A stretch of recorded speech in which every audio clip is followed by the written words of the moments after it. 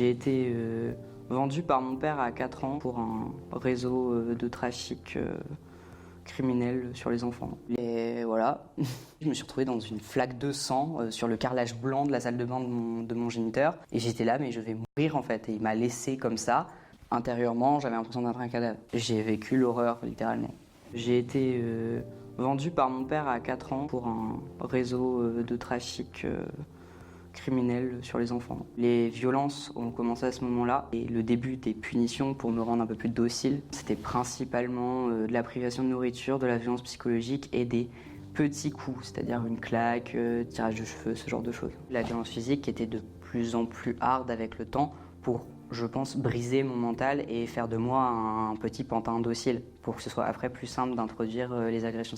Le souvenir est très précis. Il est venu me voir, il m'a dit tu vas dans ma chambre, du coup, enfin dans la chambre de mon géniteur. J'étais en t-shirt avec une petite culotte rose. Il est venu, il m'a dit bah c'est bon, t'es prêtre. Il m'a baissé la culotte et il m'a enfoncé 2 doigts. Voilà. C'est le premier que j'ai subi.